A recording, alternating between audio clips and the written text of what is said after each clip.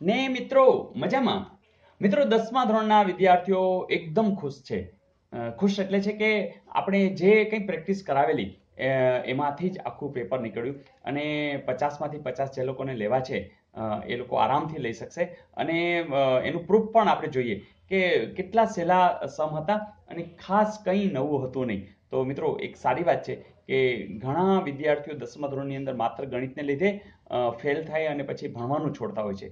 તો પેપર ખૂબ સારું કહેવાય અને મિત્રો આપણે એવું ઈચ્છીએ કે બધા ખૂબ સારા માર્ક્સ સાથે પાસ થાય. જે લોકો નવા નવા છે, જે શીખી રહ્યા છે, એ લોકો માટે હું આ તમામ વિડીયોઝ મૂકવાનો છું. તમે સતત જોતા રહેજો. હેતુ એવો છે કે દરેક દાખલાઓ તમને આવડવા જોઈએ અને આ સમ કોઈ પણ કોમ્પિટિટિવ એક્ઝામમાં પણ પૂછી શકાય છે અને તમને એ બિંદાસ પૂરેપૂરા ગુણ મળી શકે એમ છે. તો મિત્રો જેમનું ગણિત સારું કરવું છે એમણે એક ખાસ ધ્યાન રાખવાનું કે તમામ વિડીયો જોવાના છે અને એ વિડીયો તમને ક્યાંય ને ક્યાંય જીપીએસસી, તલાટી, બિન સચિવાલય, કોન્સ્ટેબલ કોઈ એક જગ્યાએ તો તમને કામ આવી શકે એમ છે. તો મિત્રો જોઈએ આ બધા પ્રશ્નો. તો પહેલો પ્રશ્ન છે બિંદુઓ 2, 3 અને A0 વચ્ચેનું અંતર 3 હોય તો A બરાબર ખાલી જગ્યા.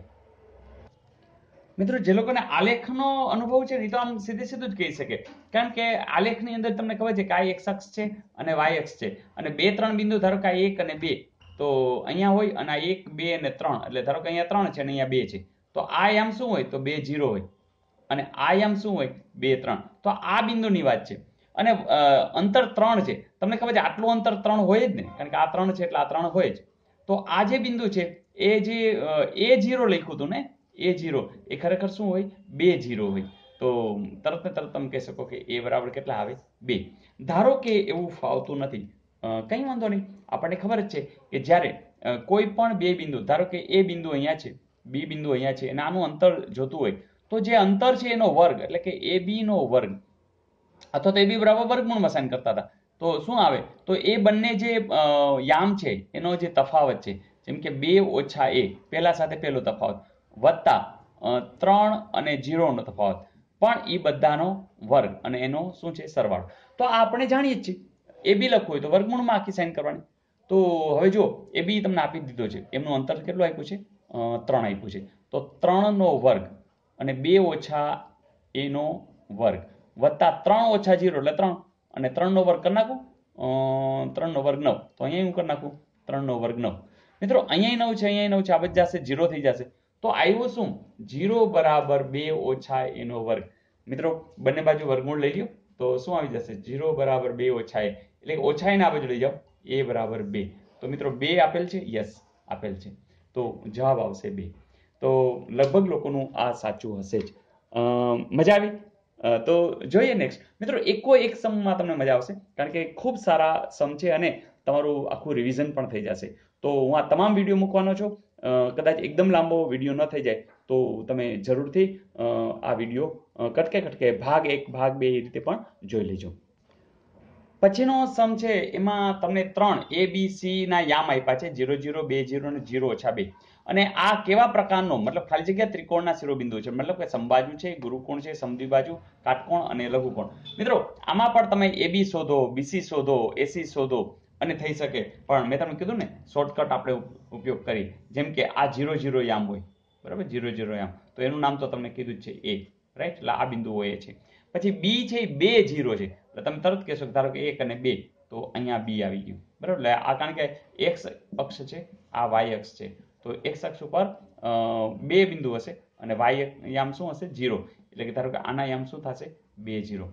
પછી C છે 0 ઓછા 2 તો તમને ખબર છે કે X નો 0 અને Y નો ઓછા, તો અહીંયા આ બધા પ્લસ છે પણ આ બાજુ શું હશે ઓછા, તો ઓછા 1 ઓછા 2, રાઈટ? તો અહીંયા આખો ત્રિકોણ આ પ્રકારનો થઈ જુઓ ત્રિકોણ ABC. તો હવે તમે જ કહો કે આ ત્રિકોણ કેવો હશે તો તમે તરત કહેશો કે કાટકોણ, તો કાટકોણ ત્રિકોણ આવશે. બીજું સમદ્વિબાજુ વધારાની વાત છે જ, કારણ કે આ અંતર પણ 2 છે, આ અંતર પણ 2 છે તો એ સમદ્વિબાજુ ત્રિકોણ કાટકોણ ત્રિકોણ થશે. તો મજા આવી? તો આમાં નહીં તો AB તમે શોધશો, BC આ બધું શોધશો તો પણ જવાબ તો મળશે જ. તમને ખબર છે કાટકોણ ત્રિકોણની ખાસિયત શું છે?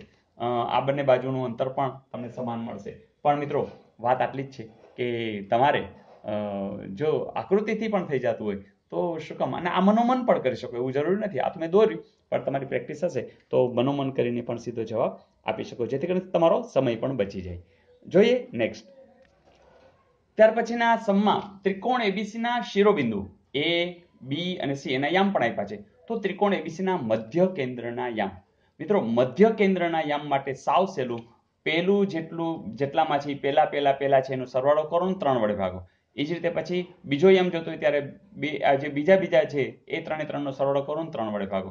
તો સાવ સિમ્પલ જોજો, 2 ને 3 5, 5 ને 4 9, 9 ને તમે 3 વડે ભાગો, શું આવ્યું? 3. તો 3 યામ પેલા જુઓ જો ક્યાં ક્યાં છે, કયા છે, બસ. તો વાત તો પતી ગઈ. સોરી, 4 ને 3 ને 2 5 ને 4 9, 9 ભાગ્યા 3 એક્ઝેક્ટલી. અને એ જ રીતે 4 ને 5 9 ને 3 12, તો 12 ભાગ્યા 3, તો જવાબ આવશે 4. તો 3 4 છે. મેં કદાચ ઓની અંદર ભૂલથી ઉતાવળમાં 4.5 અને 6 લખ્યા છે, પણ સાચો જવાબ શું આવશે? 3 4. Is it okay?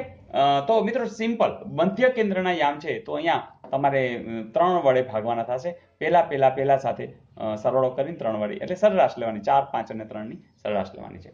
તો સાચો જવાબ શું થશે? 3 4. જોઈએ નેક્સ્ટ.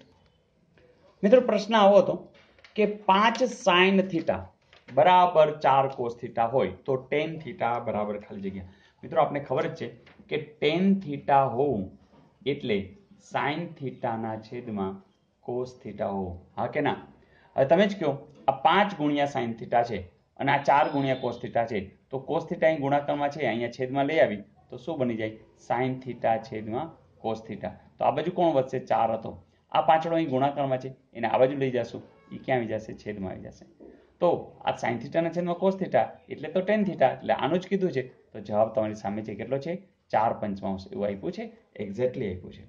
તો મિત્રો, આવું પણ પૂછાયેલું કે જેમાં કંઈ સિમ્પલ ખાલી tan થીટાની જે કિંમત જાણો છો એને જ તમે સીધી અહીંયા મૂકી દો અને સીધો જવાબ છે ને સહેલું. જોઈએ નેક્સ્ટ. મિત્રો, પછીના સમમાં 1 + tan વર્ગ થીટા અને 1 - sin વર્ગ થીટા બરાબર શું? હવે મિત્રો, આમાં એક વસ્તુ ખાસ કહું છું કે જ્યારે વર્ગ આવે ને તો એ સૂત્ર સાવ સિમ્પલ, એક જ સૂત્ર તમે યાદ રાખો ને એના આધારિત તમને બાકીનું બધું યાદ રહી જશે. કેવી રીતે? ફરીથી આગલા તમે વિડીયો જોયા હશે તો ખબર હશે. તમારે એક જ સૂત્ર યાદ રાખવાનું, sin વર્ગ થીટા વત્તા cos વર્ગ થીટા બરાબર 1. રાઈટ? હવે જો બીજું સૂત્ર આની મેળાએ મળી જશે. શું કામ? કે જો આ તમે એક યાદ રાખ્યું હશે ને તો આનો ઉપયોગ ક્યાંક હશે. જેમ કે જો 1 - sin વર્ગ થીટા, એટલે આ ઓછા આ બાજુ લઈ જાઓ એટલે થઈ જશે, એટલે તમને મળી ગયું કે cos વર્ગ થીટા બરાબર 1 - sin વર્ગ થીટા. તમે જોયું કે sin વર્ગનો આ બાજુ લઈ એટલે 1 માંથી બાદ થયા. તો આ એકચ્યુઅલી શું છે?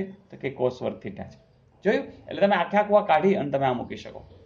હવે આનું શું કરું? તો મેં તમને વાત કરી હતી એમ કે તમારા જો આખું સમીકરણમાં બધાને કંઈક સમાન વસ્તુ સાથે ભાગાકાર કરો તો કરી શકાય.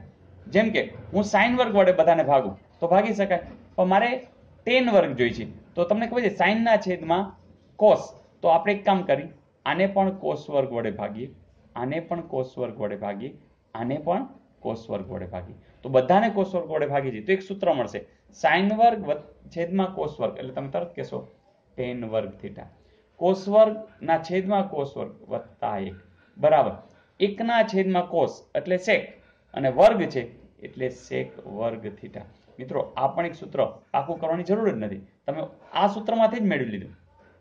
એ જ રીતે હજી નવું મળશે. શું? કે ધારો કે આનો ઉપયોગ જ હવે આપણે કરવાના છે. પહેલા કરી લઈએ કે આ tan વર્ગ થીટા વત્તા 1 કે 1 + tan વર્ગ થીટા, તો શેમ કહેવાય? 3 + 4 કયો તો 7 થાય, 4 + 3 કયો તો પણ શું થાય? 7 થાય. એટલે તો સેમ છે.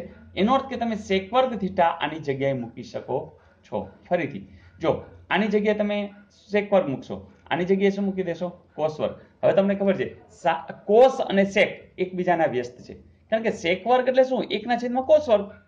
તો જ્યારે આ એકબીજાના વ્યસ્ત છે અને પાછા ગુણાકારની સાઇન છે, એનો અર્થ કે એનો જવાબ કેટલો આવે? 1 જ આવે. તો જવાબ 1 આપ્યો છે, યસ આપ્યો છે. ફરીથી મિત્રો, sec વર્ગ થીટા ઇન્ટુ cos વર્ગ થીટા તમારે શોધવાનું છે. sec વર્ગ એટલે તમને ખબર જ છે કે 1 / cos વર્ગ થીટા છે, એટલે કે આ cos વર્ગ ઉડી જશે. જવાબ તમારો 1 છે, માર્ક પણ તમારા 1 છે. તો મજા આવી મિત્રો. તો આવા કેટલા બધા સમ, તો મને લાગે છે આપણે 5 સમ કરી, જેથી કરીને નિરાતે તમે સમયસર તમારા અનુકૂળતા મુજબ તમે આ સમ જોઈ શકો. તો એવા આપણે 10 ભાગમાં આપણે આખે આખું પેપર જોઈ લઈએ. તો મિત્રો તમારી કોમેન્ટ્સની હું ખાસ એટલે રાહ જોઉં છું કે તમારું પેપર કેવું ગયું છે જરૂરથી લખજો. તમને કેવી મજા આવી છે જરૂરથી લખજો. કારણ શું છે કે અન્ય હવે 9મા ધોરણવાળા વિદ્યાર્થીઓ પણ 10મામાં આવવાના છે અને NCERT નો કોર્સ આવી રહ્યો છે, તો આપણે એને પણ હેલ્પ કરવાની છે. તો આવો સાથે રહીને કામ કરીએ, બધાને મદદ કરીએ અને બધાને આનંદ સાથે ગણિતમાં 100માંથી 100 એવા ટાર્ગેટ સાથે કામ કરાવીએ. Wish you all the best. કોમેન્ટ્સની રાહ સાથે આવજો.